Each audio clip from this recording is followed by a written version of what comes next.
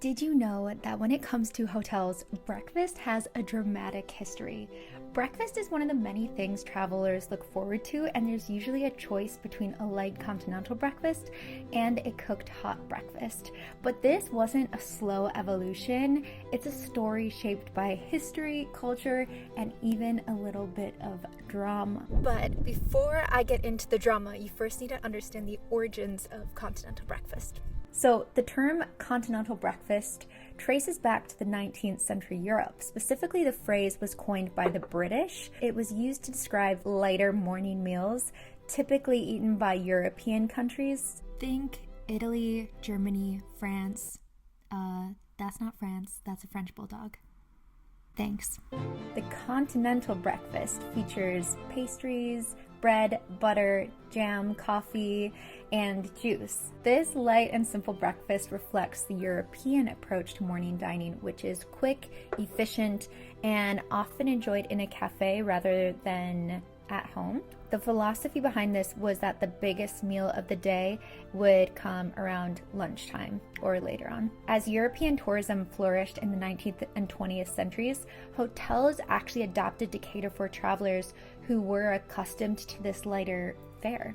In turn, when the concept crossed the Atlantic to the United States, it became a popular and very cost-effective option for hotels looking to streamline morning service. Okay, we are almost to the drama, but first you need to understand the American breakfast and how its roots lie in agricultural traditions of early settlers. Farmers needed a substantial breakfast to get them through the long labor-intensive days, and by the 19th century, the standard American breakfast became synonymous with eggs, bacon, sausage, toast, pancakes, coffee, which is a reflection of abundance and energy. So as American hotels emerged during the Gilded Age and early 20th century, they naturally offered these full-service breakfasts, creating a familiar and comforting experience for domestic travelers. Hotel dining rooms became known for their lavish morning spreads, designed to start the day off right. Sounds really nice. And here is where the drama starts.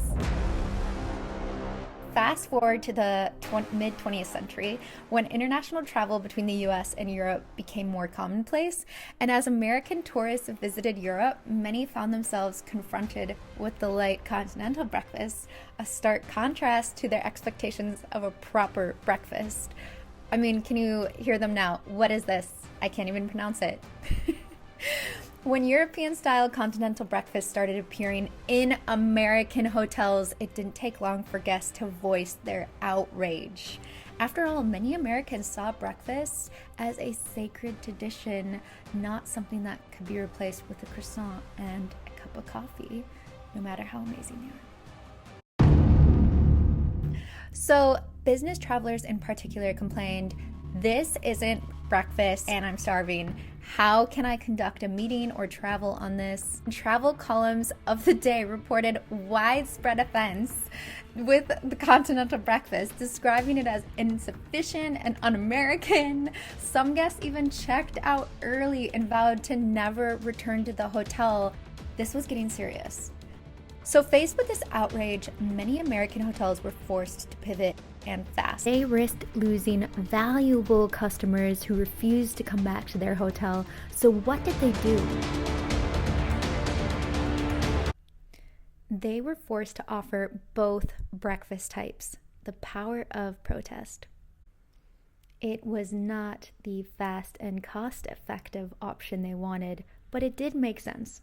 So for budget-conscious travelers and those grabbing a quick bite before heading out, it makes perfect sense. On the other hand, hot breakfast became a staple for full-service hotels, resorts, and higher-end properties. It elevated the guest experience, and people have a reason to dine on site rather than seeking breakfast elsewhere. So next time you're in a hotel, think about it this way. Are you going for the light breakfast that almost dominated the hotel world?